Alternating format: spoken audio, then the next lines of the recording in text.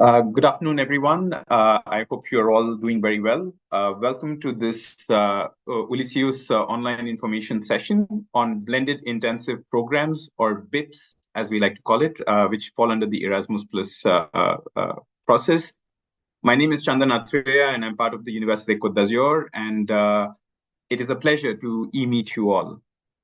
If we move to the next slide. Right. So, of course, European University Alliance made up of 8 different partners. So we have the University of Sevilla, our university here in Côte d'Azur, Nice, the University of Genoa, the Technical University of Košice, the Management Center, the MCI in Innsbruck, the Entrepreneurial School, the Haager-Helia University of Applied Sciences, the University of Münster, and the University of Montenegro. And if you go on. So today we are going to basically understand what exactly BIPs are. So we will have a quick introduction to how BIPs operate. We will understand what a BIP is, what are the different roles and possible scenarios that the institutions can play. Why exactly are we interested? Why should higher education institutions implement BIPs? What are the steps of implementation? What are the principal responsibilities that different BIP stakeholders have? We will also give you live examples of BIPs that have already been run. We will share certain documents and processes within the Ulysseus network. So how we operate and initiate the BIP procedures within the Ulysseus network. We will share the context, and we will have question and answer session at the end of the talk. So if you have questions, please feel free to keep them to yourselves. At the end of the session, you can also put them in the chat box, and we will be very happy to answer them and to also help you with any queries and doubts that you may have. So we've basically planned this for about an hour. So since we are going to keep it as tight as possible, make sure your mics are muted during the presentation. Again, I reiterate, please feel free to ask your questions in the chat, and of course at the end of the question and answer session as well. This webinar is being recorded, and the link and this particular presentation document will be shared with you all. So there is no worries in case you feel you've missed out on certain information. The next one. So basically, what exactly is a BIP? So BIPs are basically blended intensive programs. So I'm going to keep saying BIPs in case you have any confusions. So BIPs are a new kind of mobility, which is proposed under the Erasmus Plus program. These basically combine virtual teaching and learning with short periods of physical mobility. So it's a new process to ensure that everyone can have, a sense of mobilities that come in. These basically are implemented under the Erasmus KA 131 plan. And like all mobilities, it allows movement, learning, teaching between participants, and it needs to have a minimum of 3 European higher education institutions or partners. So if we move to the next one. So this particular webinar is basically trying to understand what exactly a BIP is. So I'll be trying to share as much information with you all, because I'm sure you're all very curious about implementing these. We will explain the structure. There will be some tips on how best you can implement a BIP, and we will share ideas as well, particularly within the Ulysseus network, on how you can start these BIPs within your institutions as well. So the next one. So BIPs basically are, like they say, so it's a blended intensive program. So these are short programs. We are big on innovation. So these will use different innovative tactics and methodologies for learning and teaching, and basically to foster online cooperation. There are groups, basically. It's again, like all things, it's never done in isolation. So you need at least 3 partners which organize short blended learning teaching programs for both students and for staff. So we don't exclude anyone within an institution, with a minimum of 10 partners. Also a short-term physical mobility. So it can be up to 5 days and a maximum of 30 days. And again, it needs to have an online collaborative exchange. So basically there's an online component and then a short or a longish 30-day physical mobility that needs to come into place. Moving to the next slide. So the thing is, what exactly makes one eligible to run a BIP? How do you run a BIP, right? So the basic criteria is that you need to have a minimum of 3 European higher education institutions from 3 different countries. So basically 3 partners, if I talk from a Ulysseus perspective, so 3 partners within the Ulysseus network are needed for a minimum, for a minimum quantity to begin the BIP. The number of participants that we have are 15, but now with the new 2024 guidelines, the minimum participants have been reduced to 10. So the BIPs can be both for students as well as for staff. Is all fine? Is there a problem? Okay, cool. There has to be a compulsory virtual component. Like I said, because it is an online innovative procedure, the physical component is for 5 to a maximum of 30 days. These basically carry a minimum of 3 to 5 credits when it comes to students and organizing for the BIPs. So if we move to the next one, there are certain financial components, of course, to be considered.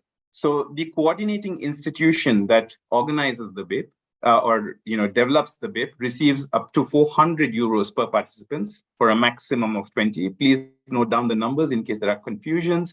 And the participants, of course, use their Erasmus plus funding from their host or home institution to cover their food and lodging expenses when they visit the coordinating institution or the hosted institution for the physical component of the BIP. The next one. Now, this is the part where I would like you to please keep in mind how BIPs operate. So a BIP basically has 3 different roles. And within those 3 roles, there are 3 possible scenarios that can play out as you organize and participate within a BIP. Now, if you move to the next one. So the 3 roles, when I say, what are 3 roles that 3 partners or more within the Ulysseus network or any other network can play? There is obviously a coordinator, there is a sender, and then there is a host. So the coordinating institution has a potential budget which is kept aside just for planning BIPs, and this of course falls within its KA 131 grant agreement, because as we said, BIPs fall under the KA 131 under Erasmus Plus. There is only 1 coordinator per BIP, so it makes life simpler. You can't have too many cooks spoiling the broth. The sending institution sends its participants. Now, like I said, a BIP is open both for students and for the staff. We can combine it. You can make it exclusively for students or exclusively for the staff. And this sends it to the host institution. These mobilities, like I explained in the slide before, are covered by the KA 131 funding of the sending institution or the home institution. And there is a host. The host receives the participants for the physical component of the BIP. Okay. Now, moving to the next slide. There are 3 scenarios that come into place because obviously there are 3 partners or 3 players within this particular organization of things. The first scenario is that the coordinator is also the host institution, wherein the host decides, okay, this is what we want to run, and therefore we will also receive the participants for the physical component. The second scenario is that the host institution need not be the coordinator. So the coordinator could send it to the host institution. And the third scenario is that the coordinating institution is neither the host nor the sending institution. Now, I will explain it again from a graphical perspective in case you feel a bit lost over the next slides. So, like I explained, the first scenario is that the coordinating institution or the coordinator is also the host for the physical component. So we have 3 partners. So country 1 is the coordinator and the host, and the other 2 countries send the participants to the coordinator/host institution. The second scenario, like I explained, is that the coordinator is not necessarily the host institution. So the coordinator can plan the component and then they send it to a host institution, which could be country 2. And of course, the third partner also sends it to the host. The third scenario is that the coordinator only coordinates. There is no sort of linkages in terms of hosting or sending. And then the third partner sends it to the host institution. And I hope that this particular diagram makes the understanding of the 3 different stakeholders or the 3 players and the 3 scenarios quite clear in your point of view. Moving to the next slide. Now, this becomes the most important question. You're all here to try and understand why you should implement BIPs. I mean, so the thing is that, mobility is increasingly across institutions and globally. It is quite difficult for every participant or every stakeholder within a university, be it students or staff, to have a physical mobility. So we are trying to understand how best can we, use our resources and give the sort of overall holistic experience, whether you are a staff or a student. So BIPs basically give a mobility opportunity to a student or a staff, of course, who can't go abroad for a very long time. It also becomes difficult from a teaching perspective based on your schedules, based on the long-term objectives of the institution. So short mobilities such as BIPs can give you that particular experience. From a student perspective, what we've seen is that it also builds that sense of confidence to go to another country or another institution, and it gives them that sense of the like a pilot, it gives them a taste of what life is outside of your home country or home institution. So it helps to build that confidence that, yes, actually, this is interesting for me and I would like to spend greater amounts of time in another country, so that it helps me from an education perspective. From a teaching perspective, it basically gives the academic staff an opportunity to innovate. So how best can we combine our disciplines, our expertise, and look at the transdisciplinarity of it all, and at the same time to think more innovatively, to think out of the box and say, look, we would like to implement these new programs, bring in different perspectives, and BIP is an excellent way to do that. And of course, the final, and in my opinion, quite important again, is that it helps to build that sense of collaboration between international partners. It is not sufficient just to sign agreements and say, yes, we are partners, but then this gives you an opportunity to actually work together towards a specific goal. And it helps you to develop that sense of confidence and collaboration between the partners. Moving to the next slide. Now, the thing is, again, we want to understand, how do we actually implement a BIP? It can sound quite challenging. It can be quite confusing on occasion. So step one is, in my opinion, a very, very strong component. You need to obviously plan what exactly it is that you want to achieve. What is your vision? What is your mission? You need to conceptualize, saying, okay, now I have this idea. How do I go about it? Who do I bring in? Who's interested in working with me? How do I develop my ties? The third step, of course, then after planning comes into preparation. You need to, lay the groundwork to ensure that the program that you have in mind, runs smoothly, seamlessly, without too many problems. Then, of course, you need to run it with the physical and the virtual component. And it's not enough, because the closing of it also requires a lot of, paperwork, ensuring that there is correct follow-up, that people, have a sense of confidence, a sense of satisfaction at the end of the program.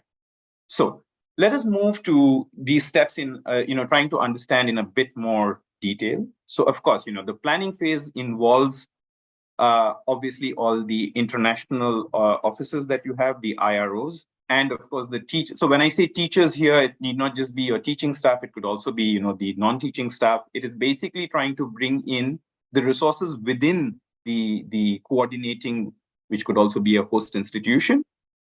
You need to obviously work together to say that, look, these are the ideas that your IRO may have, but then, does it gel well with what the academics or the planners are planning? The sort of group work comes into that point of view. This is an effort and exercise which will require coordination between multiple teams within the institution. So you will need to work on your institutional coordination, of course, and then you will need to figure out the timelines that come into place.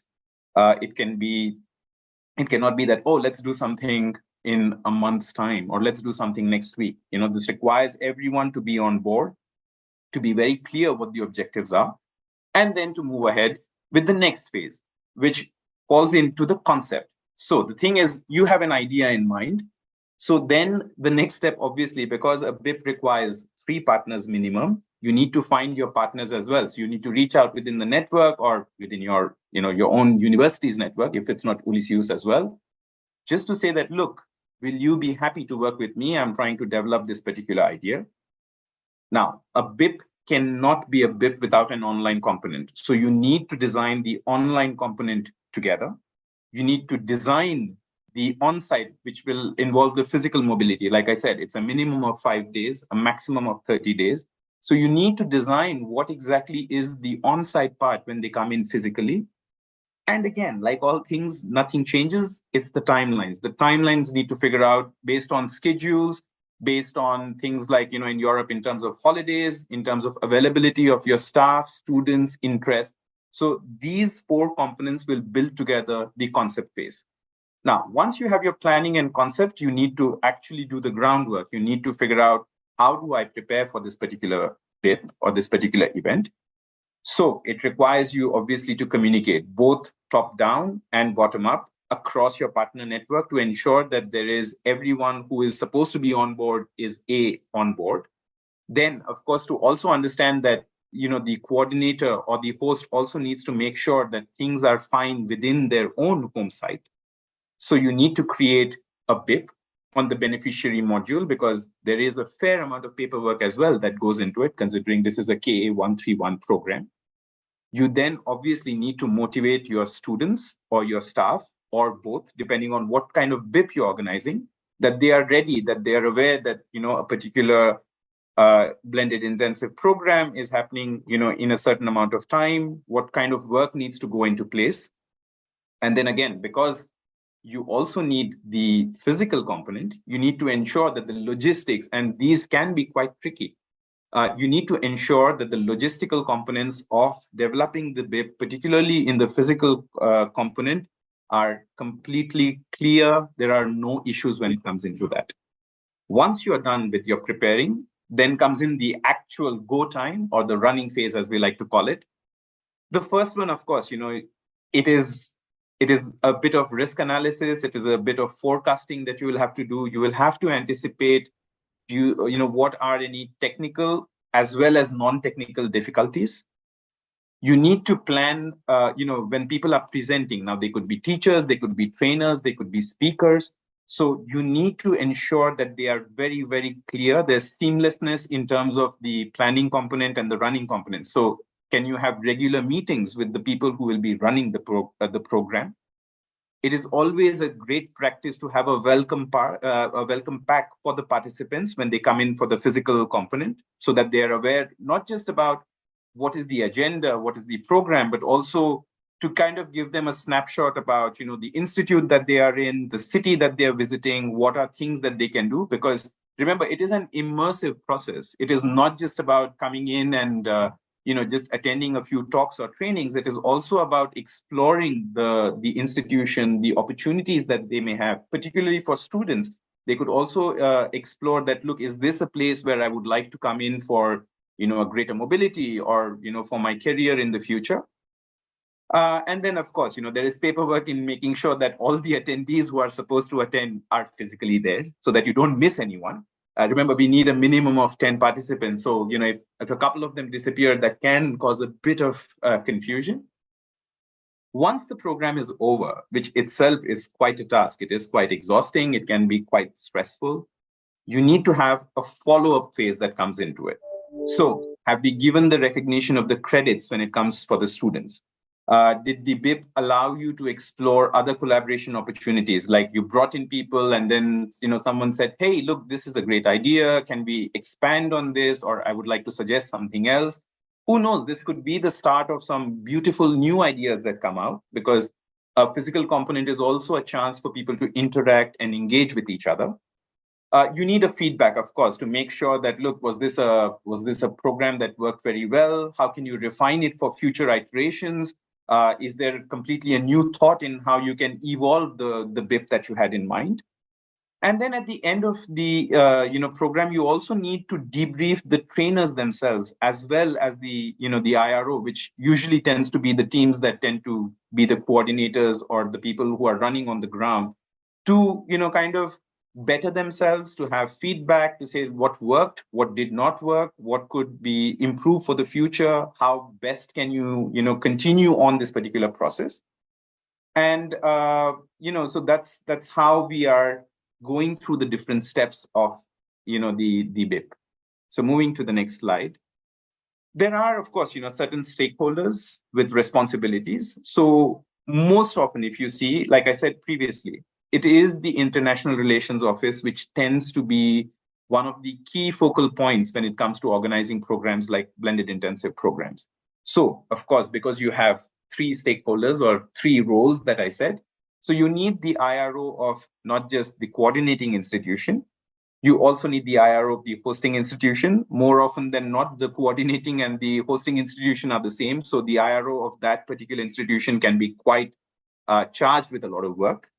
But then at the same time, you also need to liaise very well with the IROs of the sending institutions to ensure that, the attendees are, clear, there is no problem in terms of the paperwork. And then, of course, who are your trainers? Who are the teachers? Are they very clear? There's no sense of doubts in their minds. There is no lack of communication or lack of the objective from their points of view. So let me just break down very quickly what are the different sort of roles that these four sets of stakeholders that I spoke about have. So you need the IRO of the coordinating institution. The first step, like every step, requires you to make sure that you have enough resources. So when I say resources, that you have funding which is available to actually develop this particular program. You need then to send this particular BIP dissemination information to the Ulysseus catalog. So please reach out to your dissemination officers to ensure that they are aware that there is a program that's happening. You need to create the BIP within the beneficiary module because, again, it's an Erasmus requirement. So what exactly is the BIP code for the program that you have in mind? You need to figure out, you need to create your attendance lists and then, of course, the certificates of attendance to ensure that, yes, this person came in, he or she understood what needed to be done. And then, of course, at the end of everything, it's the reporting that becomes very important. So you need to send the report to the Erasmus Plus National Agency to tell them that, look, we had this, we've completed it with all the details that are required under that particular charter. Now, when I go to the coordination of the host institution, so what do you need to do? You need to keep all the information, right? So I said, like in the planning and the preparatory phase, you need to make sure all the logistics are fine. So when I say logistics, so the rooms, the facilities, everything is, absolutely on point without any sort of hassle. You have to ensure the logistical aspects are fine. The expenses are within the budgets that you had kept in mind. You can't go, if you can, great, but then more often than not, you have to keep within your budget limit. That the attendance lists that were created have been signed. And then, of course, that every participant received their certificate of attendance. And then you have to send the information back to the BIP coordinator as well. In case the coordinator and the hosts are two separate institutions, that what exactly were the attendees, what are their details, and again, because it's an expense, what are the details of the expenses that you undertook in organizing the physical component. Now, the third part is the IRO of the sending institution. This again is no less complicated. You have to gather the information about the implementation, that how did it go about it.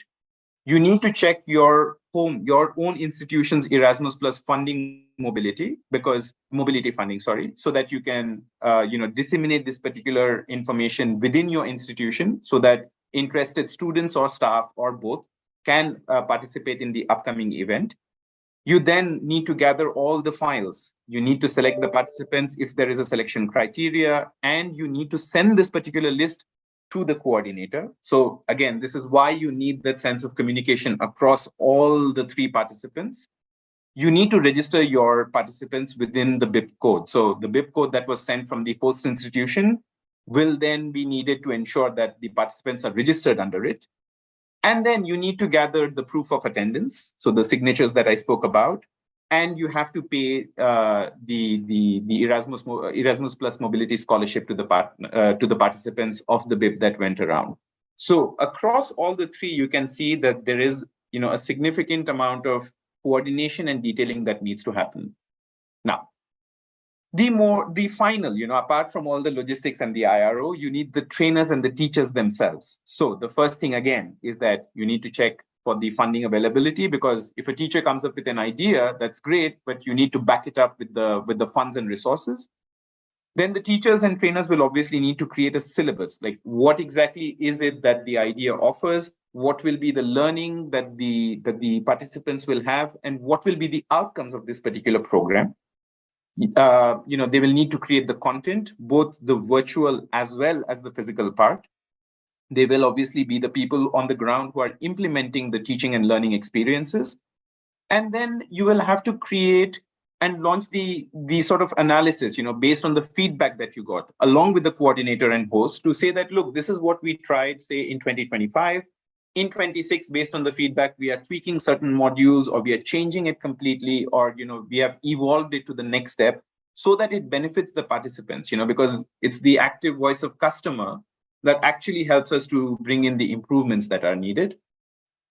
And then, rather than explain the theory, what I have the great pleasure of introducing to you are the BIP examples that have actually been run within the Ulysseus network.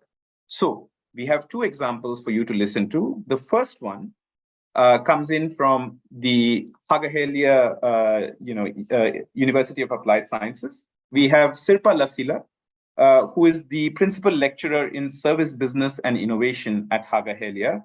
And she has been involved with Ulysseus right from the start. So she's a Ulysseus veteran, as I like to call it. She started first as a task manager in entrepreneurship and design thinking. And now Sirpa is the coordinator for the Ulysseus educational activities. So over to you, Sirpa. You have about 10 minutes? 10 minutes for your presentation. Thank you so much, Shantan, for the introduction. So I'm going to tell you about Ulysseus Entre camp, and let's go to the slides where we can see the whole entity of Ulysseus Entre camp. So this is something that we started planning as one of the first tasks in Ulysseus. And as we all remember, that was the time when we weren't able to meet face to face, but we had to do everything digitally. And we started already 10 months before the Entre camp was supposed to take place. So that is something I really would like you to keep in mind, that take time for the planning, because as you saw in the previous presentations, there are a lot of tasks to do. Right from the beginning, we wanted to co-create the camp. So the whole program, the way we wanted to organize it was really a co-creation task, and all the partners, so we were there then at that time 6 partners, so all the partners participated in the co-creation process. We had approximately a meeting once a month to discuss about the content and how do we want to organize the camp. We had from several universities, we had even 2 coaches, as we call the advisors, and from some one coach. So, but all the partners were involved in the co-creation process. Hagahelia was here task leader and also coordinator of this camp. And what we came up with was an Entre camp, which was 5 credits. And we aimed to have 40 students, so 5 students or 8 students from each university at the beginning, and now 5 as we have more partners involved. It's offered for master level students, and the idea is that it's multidisciplinary, so it's open for all Ulysseus students, so all of them can apply. Also, we decided that each university selects their own students because that was the easiest way to go about it. And here's another thing that I would like you to keep in mind is that start the recruitment of the students and dissemination early enough. We do it so that we'll start in December already, the dissemination, and try to finish their selection in the end of January, so that their participants have enough time to plan their life and also travel arrangements and all that. So that is good to do well in time. And how is our Ulysseus Entre camp then organized? We first have virtual kickoff where all the participants join virtually and they already get to know each other. They start talking. So it's much nicer then to meet at the camp when they already have been discussing together and know each other already a little bit. There's also virtual pre-assignment, which they do, which sort of prepares them for the intensive camp. And that is also something that I recommend because it orients their students nicely for the camp. The camp itself is 5 days, 5 intensive days. And in the beginning, we sort of created the concept and tested it in Helsinki. In 22 was the first time, and then the second time in 23.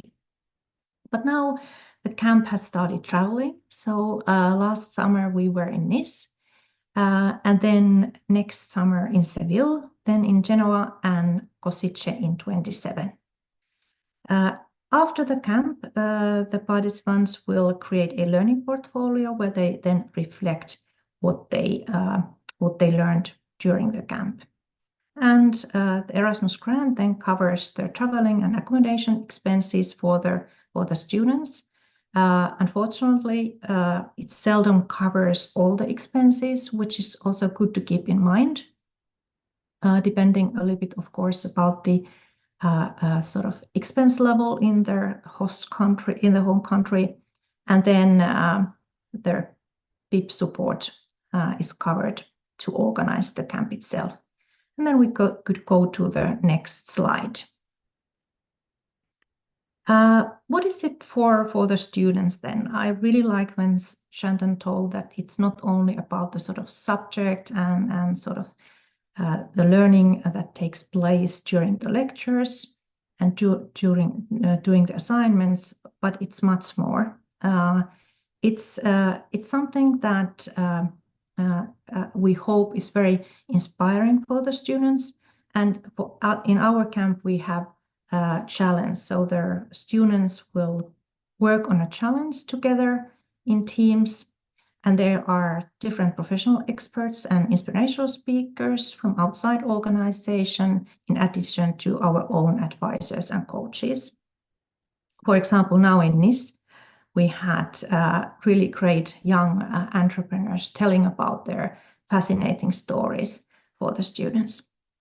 What we also tried to really do is to go out from the campus so that we have long days, and it's so important that the participants will experience also the environment and the outside world of the campus. And one day, for example, the students go out to interview people in the city.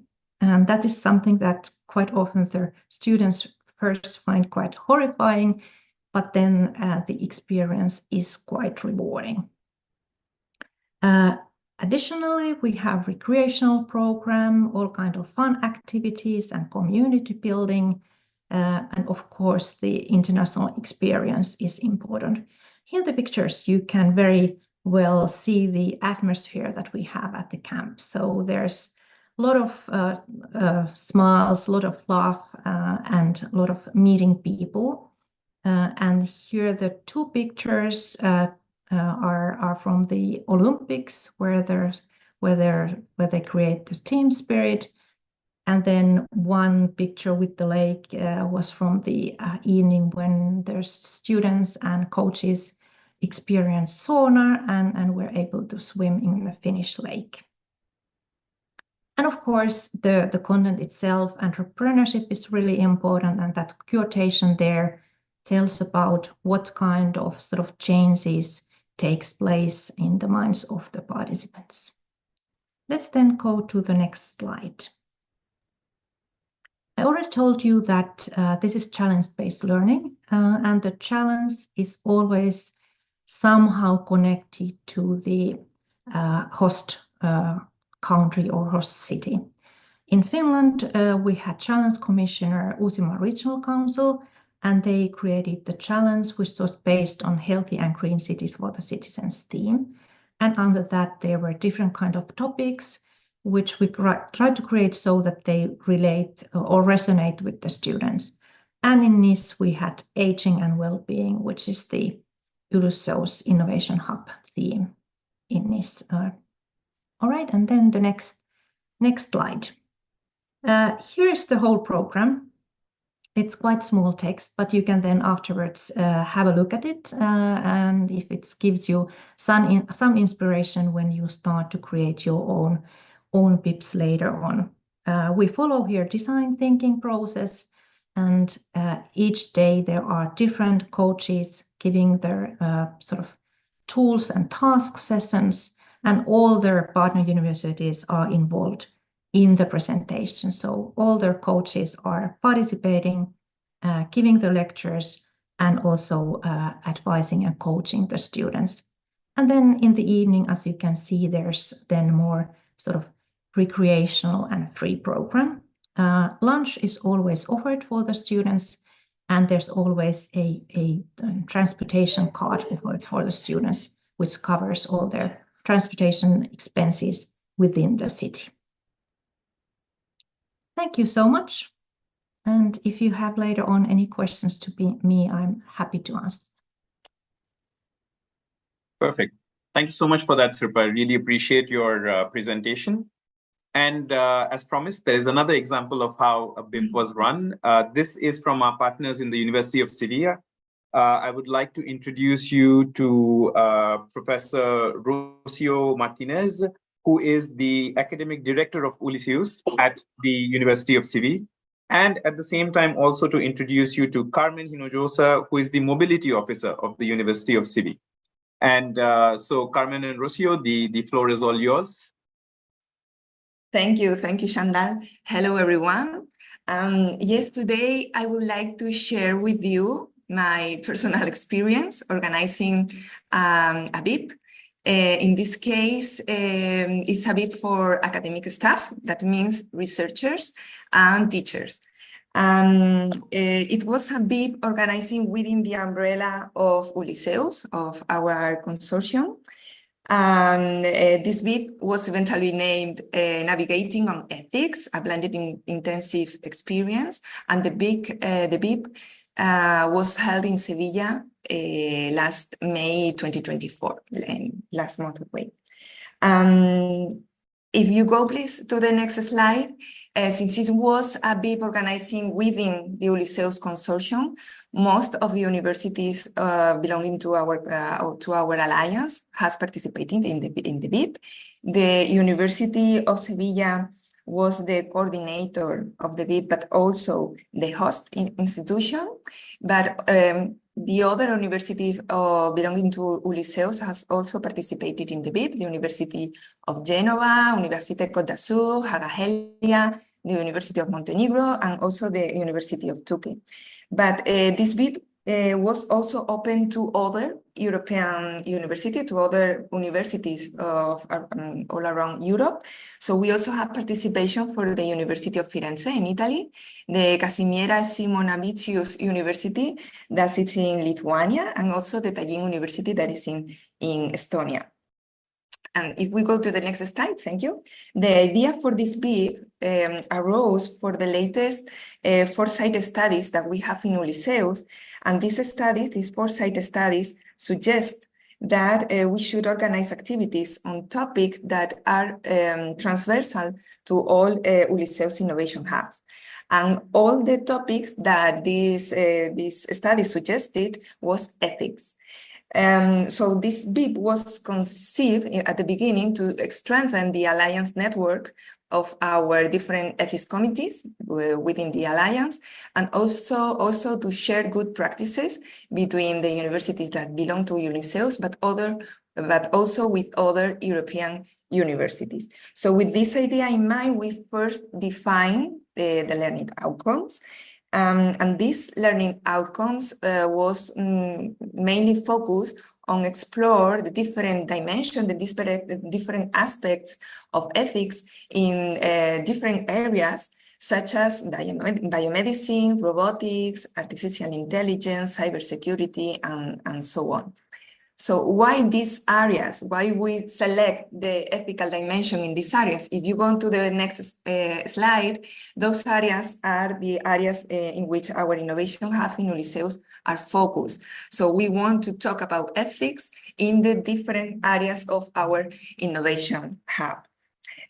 So once we have clearly defined the learning outcomes, we shape the content of the BIP, organizing sessions that cover the ethical aspects of all the innovation hubs that we have in Ulysseus: research ethics, digital ethics, ethics in applied artificial intelligence, ethics in sustainability, the ethical aspects in experimentation with human samples and with patients, the ethical aspects in animal experimentation, and so on. And finally, in the next slide, I must say, no, it was not an easy work and has some difficulty, but we finally defined the agenda of the event. In this agenda, we first dedicate the first 5 in-person days. So the physical part was the first part in Sevilla, with lectures of the various topics that we want to cover during the BIP. And those topics were delivered by experts on those fields. And for the virtual part, we also have at the end of the BIP, this virtual component part. And from this part, we thought that could be interested to work on something that could be not just to learn something for the lectures, not just to share good practices, but to use this virtual part to make something useful for the Alliance, for the challenge that we have in the Alliance. So we use this virtual part to start the development of the Ulysseus Ethics Appraisal Advisory Board. That is something that the European Commission has recommended us. So it's not just the first part, physical part, to learn something, to learn about with the experts, to share good practices, but then in the virtual part, we do something more practical, let's say. So as you can see here in this part, in this agenda, we have 3 different kinds of activities. The virtual part, of course, the in-person lectures, but also we have some cultural activities that it's interesting to know that are also funded by the money that the European Commission gives us to organize the BIP.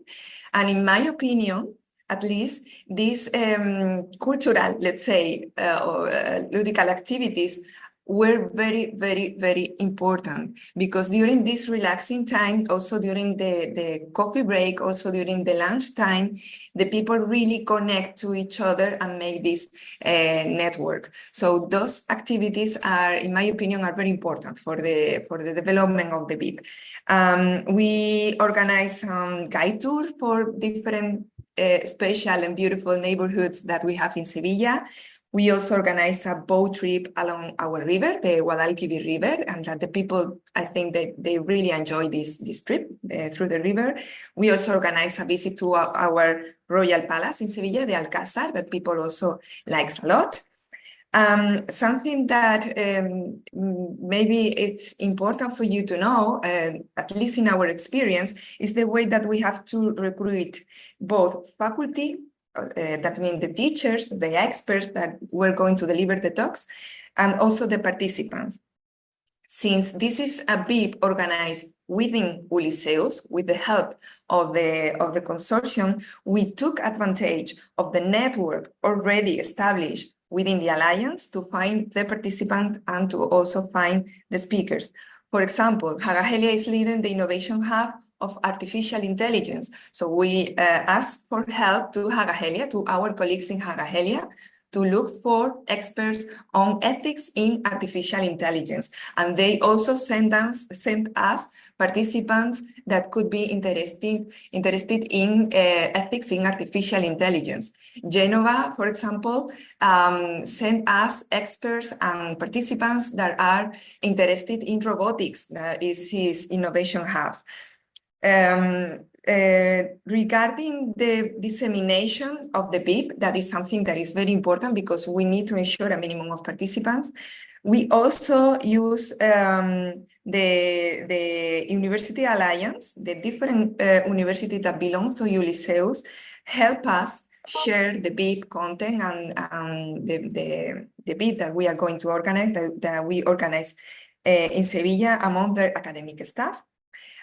We also disseminate the BIP in some European ethics associations and forums, and this led to the participation of professors and participants from other universities outside the alliance that we think that also enrich the network and also the learning outcomes. So this led to the participation of the other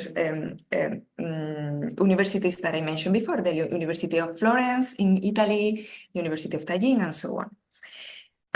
In short, we believe that the BIP finally was very successful. We have a high level of final satisfaction from both the participants and the professor. But as maybe my main advice for those of you that are thinking about organizing a BIP, I strongly recommend to organize everything well in advance. In my opinion, at least 6 months ahead, since there are a lot of challenges, a lot of difficulties, a lot of things that could happen and that we need to align. For example, the mobility calls, because this is an Erasmus activity and we need this Erasmus funding, the mobility calls from all the universities are not the same. So we have to take into account this different time for this. We have to secure a minimum number of participants for the BIP to take place. And this is very important because we need to secure this minimum number of students to be sure that our teachers, our professors, our experts are really going to participate in the BIP. They need to prepare the lectures, but also they need to buy the flight tickets with time in advance to avoid higher cost, for example. So all these kind of challenges must be to take into account. And I think it's important to organize everything in advance. All this challenge, in our experience at least, was finally made a success. Most of them because we have the support of the Ulysseus Alliance. Since we work during this alliance, we took advantage of the support of the Ulysseus mobility officer, for example, of the Ulysseus network to disseminate everything. For example, the BIPs that are organizing that you want to organize in Sevilla, just including one Ulysseus Alliance, since we need 3 universities. One is the University of Sevilla. If we find another one that came from the Alliance, for example, the people that are organizing the BIP has the complete support of the team, the Ulysseus team in Sevilla, organizing both financially, logistically, the communication with the IROs, all the paperwork and so on. So including a university in the BIP, a university that comes from Ulysseus that belong to our alliance in the BIP, I think that, at least in our case, help a lot all the process. So I think that there is all that I wanted to share with you today. In our experience, it was at the beginning, it was the first bit that we organized in Sevilla that was quite challenged, but I can say that, at least for me, it was an extremely rewarding experience. It's maybe one of the experience more interesting that I have organized, I think, in my life. So I strongly recommend to organize a BIP if you are thinking about it. So Carmen Hinojosa, our mobility officer, has prepared a video just to show you some pictures of our BIP. And that's it. That's all from my side. If you need or you have any further question, we can answer it in the chat or at the end of the session. Thank you very much.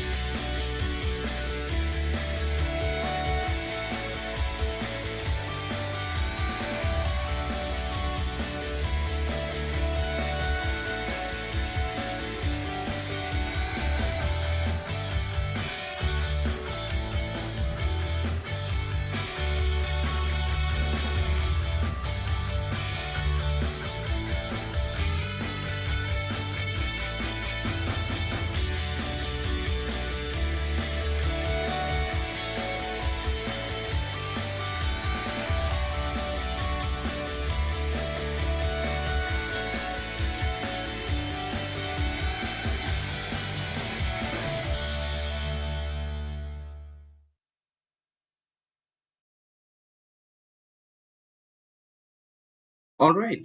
Thank you very much for that very beautiful and very pictorial description, Rocio. And again, my sincere thanks to both Sirpa and Rocio for explaining the BIP examples. So I hope that the audience is quite motivated and a bit more aware about how to develop these BIPs.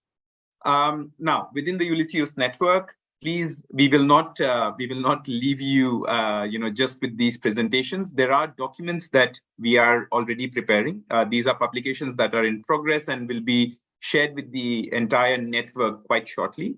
We have the basic frequently asked questions. Oh, a handbook is already ready. So we have a students and a staff FAQs for whatever, when it comes to developing a BIP, participating in a BIP. And we have a handbook for the BIP builders. So how would you want to go about it, both from an academic as well as a non-academic staff perspective? So these documents will be available to you all shortly, depending on how you would like to arrive and develop at these BIPs. Now, how would you suppose you are very motivated after this particular talk, and you will be very, very clear on how you want to create new BIPs within your home organizations and of course across the Ulysseus network. So the process is very simple. Please reach out to your Ulysseus mobility officer within your institutions. There is a short template so that you can fill in these details of what you want. Please fill it in terms of the BIP template as well. So both from a dissemination saying, where would you like to reach out? What would you like to do? And like Rocio said, it is very important to plan well in ahead. So 6 months is a very good timeline. So this particular BIP should be published in the Ulysseus catalog at least 6 months before it starts, so that the participants as well as the organizers are well within the timelines and of course motivations to continue and develop this particular program. Now, the next one, of course, these are the different resources that are again available to you if you want to understand how we arrived at this particular presentation. And to reach out to your mobility officers, so please scan the QR code. You also have the email address that is written over there. The link takes you to the different mobility officers across the 8 partners in the Ulysseus network, so that you can immediately start reaching out to them to develop the BIP.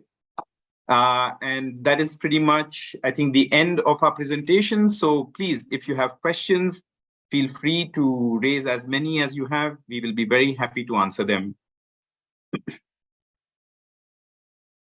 And of course, thank you for your time, patience, and active listening. We have about 5 odd minutes. So if you have questions,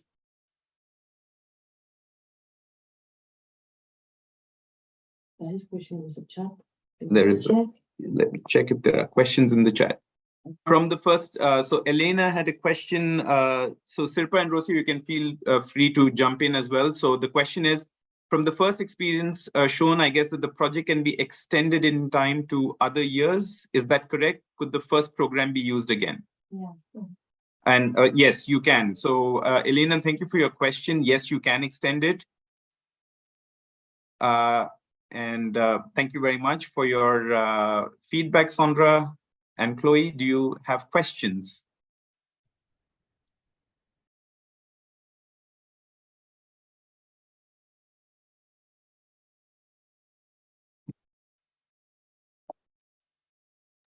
I could maybe add to that question, the first one, that can it be extended to several years?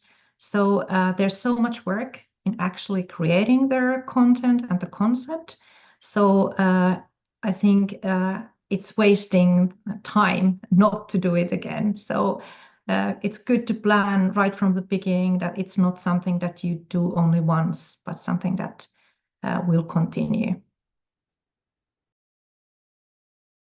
Yes, I mean, like we said, we would like this to evolve, continue on, so that you have more active participation. Because, like I explained in the previous slide, this also helps you to develop more active collaboration between the partners. You have more ties that are built up, and nothing succeeds like success. So the more successful you are, you want to continue having that as a more positive experience. Sorry, Chandal, I would like to add that it could be very interesting if we repeat the BIP, but it's not necessary neither. So sometimes in the university, you are interested in a topic and it's okay. You can do it once and have this connection and then start working with the network that you have established, and it's also good. Perfect. Yes, thank you for that. I'm just looking through the questions. Can you do BIP? So yes, you are receiving the responses. Is there a limit for budget in BIP? And like I explained before, it's 400 euros per participant with a maximum of 20. So the maximum budget then becomes 8,000 euros. Have we missed any questions? Can you do, yeah, so no, BIP is not limited to the Ulysseus institutions, but this is a Ulysseus webinar. So, you can obviously do it, but you are free to reach out to other partners as well and carry on BIPs. There is no restriction from a Ulysseus point of view, but please work within the network as well. It makes life easier.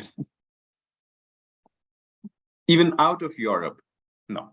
Yeah, actually, actually, you can have participants that come from institutions out of Europe, but they will not be counted as participants for your budget.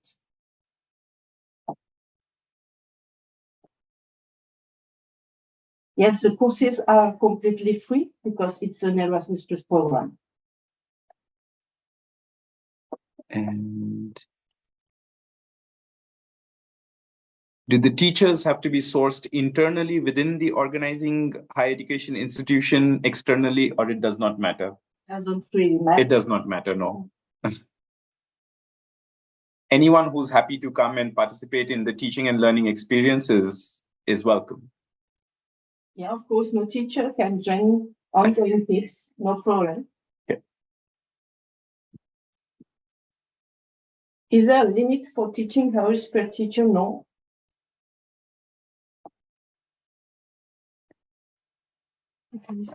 Yeah.